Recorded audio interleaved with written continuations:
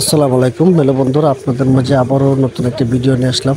আজকের ভিডিওটি হচ্ছে আমরা যারা কবুতর পালন করি, কবুতরকে অনেকে দেখা যায় ঘরের ভিতর পালন করে থাকি, কেউ আবার বাহিরে পালন করি।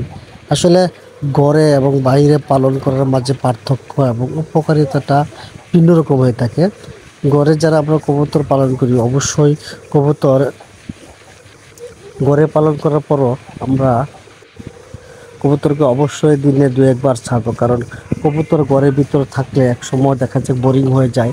কারণ বাইরে গিয়ে তারা যে প্রকার আল্লাহর নিয়ামতের খাবারগুলো খায়, সেই খাবারগুলো যদি তারা খেতে না পারে, তাহলে তাদের বিভিন্ন প্রকার সমস্যা হয়ে থাকে, যেমন বিভিন্ন রোগাক্রান্ত হতে পারে। আবার বাইরে খাবারগুলো তারা খেলে, যেমন কবুতর প্রচুর পরিমাণে মাটি খায়।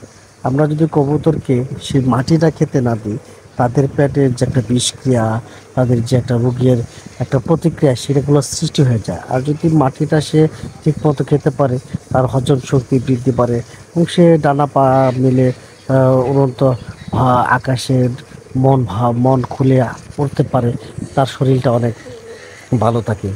আমরা অনেক সময় দেখা যায় যারা বাহিরে কবুতর পালি, তারা শুধু কবুতর ছেড়ে রাখি, কবুতরের কোনো চিকিৎসা বা কোনো কিছু খোঁজ খবর নেই না। অবশ্যই আমরা যারা বাহিরে কবুতর পালন করব, কবুতর প্রতি মাসে আমরা কৃমি ডোজ করব, এদিকে সিরাপ খাওয়াবো এবং ডিমের খোসাগুলো আমরা কবুতরকে দিয়ে দিব। এবং সেই খোসার ভিতরে যে ক্যালসিয়ামগুলো থাকে, সেগুলো তারা খেলে তাদের অনেক সময় দেখা যায় কবুতর ডিম পারে, কিন্তু সেটা খোসাগুলো অনেক পাতলা থাকে। কারণ কারণ হচ্ছে সেটা ক্যালসিয়ামের অভাবের কারণে এই কারণগুলো হয়ে থাকে। তাহলে আমরা অবশ্যই কবুতরকে সেই ডিমের খোসাগুলো যদি খাওয়াই, তাহলে এই সমস্যা থেকে আমরা সমাধান পেতে পারি। আবার অনেক সময় দেখা যায় কবুতর ঘরে বন্দি থাকতে থাকতে পাতলা পায়খানা করে, পানি পানি পায়খানা করে। এ থেকে আমরা শীতকালে গরম পানি একটু দিব, তারপরে জিঙ্ক সিরাপ এগুলো খাওয়াবো। কবুতরগুলো সবসময় সঠিকভাবে যদি আমরা পরিচর্যা করে থাকি, তাহলে অবশ্যই সঠিক মাত্রা আমরা উৎপাদন পাবো, বাচ্চা পাবো এবং কবুতরগুলো সুস্থ থাকবে। যারা কবুতর পালন করে, কবুতর যদি সুস্থ না থাকে, তাদের মনে অনেক খারাপ হয়। কারণ কবুতর হচ্ছে একটা শখের পায়রা। এই কবুতর আমরা সবাই শখ করেই পালি।